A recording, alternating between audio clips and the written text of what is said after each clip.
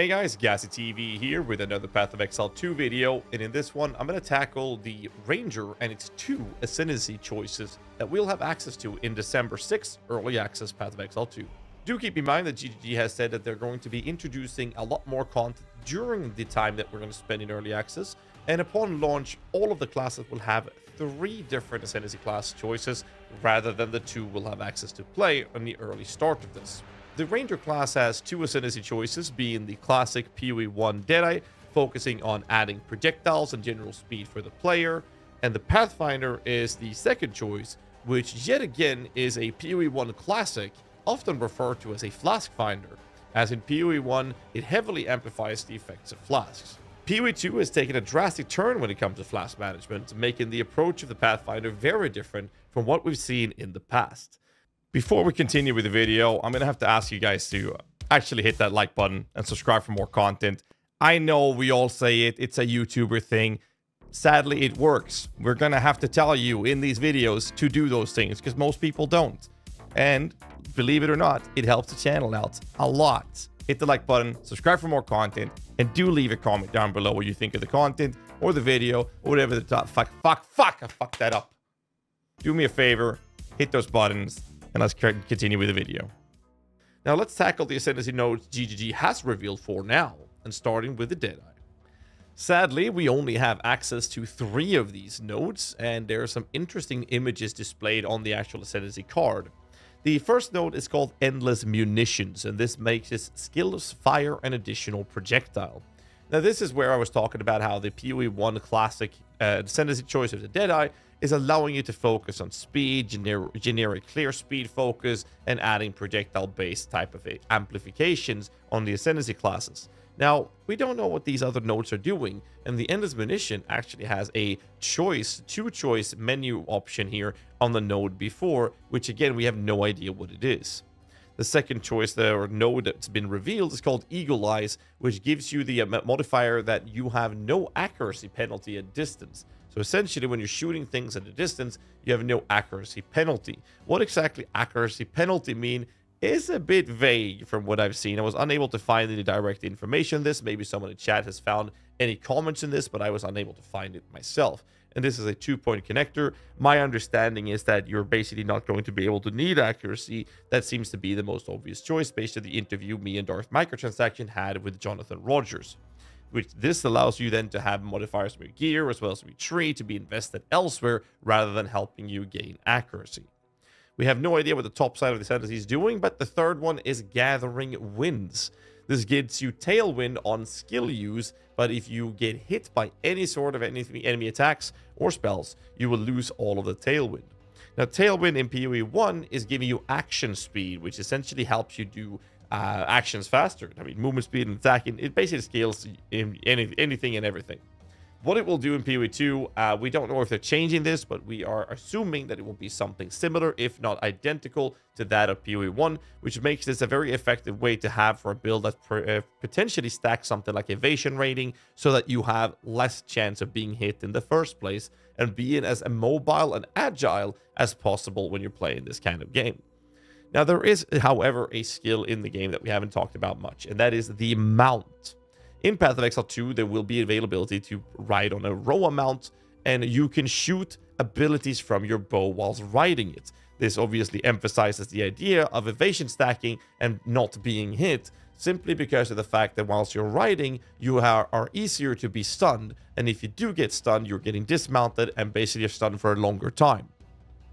This allows you to have the potential at least, look at the Deadeye having a Roa mount being the gameplay, running Tailwind so you can run away from enemy hits, and just try to avoid being hit as much as possible to amplify and scale that generic clear speed focus with not having any penalty of shooting with your bow whilst moving. It'll be very interesting to see what kind of the other nodes are doing on the Deadeye once we get access to the game, but I'm actually very curious to see what we can come up with once we have all of the information. However, we're going to move over to the Pathfinder. As mentioned before, the Pathfinder is essentially the Flask Finder of Path of Exile 1. However, in PoE 2, it's going to work a bit different. So we're going to start with the Fulminating Concoction node that was revealed, which looks like this, which has 5 different options, which seemingly is that you're going to be granted a skill on all 5 choices, And that choice is going to give you an elemental version of the actual flask usage, which gives you a concoction skill, which is a throwback to a Path of Exile 1 ability. There's a poison concoction, for example, has been a very popular build in PoE 1. In PoE 2, however, they're only showing so far the fulminating concoction, which seems to be some sort of shocking approach. There seems to be a bleeding concoction, which basically is a skill that's going to consume flask charges from your character whilst dishing out damage as a resource from your flask charges. And this one seems to also be a shock one, and this is a bleeding one. How effective these will be is impossible to tell till we see more information, but this is the part where the Flask Finder or Pathfinder is diving into the idea of playing around with flask usage and building your entire build around that kind of ability. Now, you don't have to take this choice. There's plenty of options around the entire Pathfinder ascendancy. Moving over to the second node here on the right. Second node is called Contagious Contamination, and it does the most damaging poison on enemies you kill is spread to other enemies within 1.5 meters. Essentially, this is an on-kill effect for poison proliferation, which will help generic clear speed if you're doing a build that focuses on actual poison application. Now, this is yet again something that is very on point when it comes to the Pathfinder from looking at different type of variety options for builds in Path of Exile 1.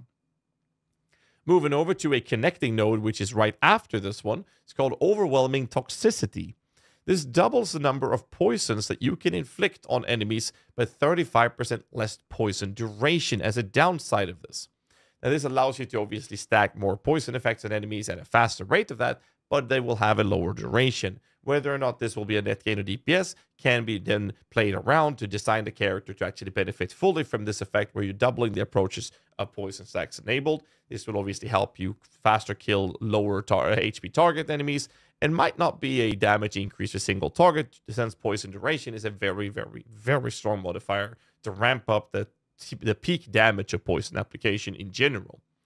The fourth node, however, is called Running Assault. And what it does is that it gives you less movement speed penalty when using a skill whilst moving.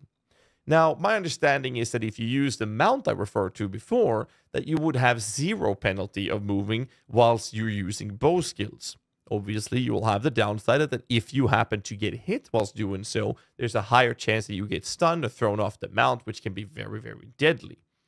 In this case, the Pathfinder allows you to have a reduction of the movement speed penalty because you can move and attack at the same time, and this will allow you to be more agile and more mobile, similar to that of the Tailwind approach to some degree, without requiring a mount, and still lowers that penalty. It's a very interesting node, and there's another node right after called Relentless Pursuit. We don't know where it's going to be. The educated guess is, in fact, that it's going to be connected to the Running Assault.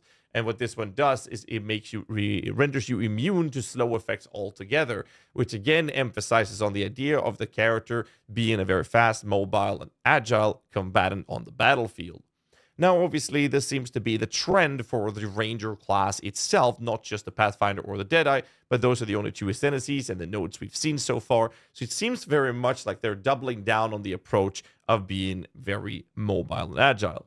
Needless to say, we do lack a lot of information when it comes to the nodes not revealed, making it literally impossible to pre-plan builds prior to the launch of early access. But the general theme is there, and it sets the tone for both of these choices. And leave a comment down below if you decide to play a Ranger come December 6th for the early access. Until next time, Meixsells, as always, stay safe and keep rocking.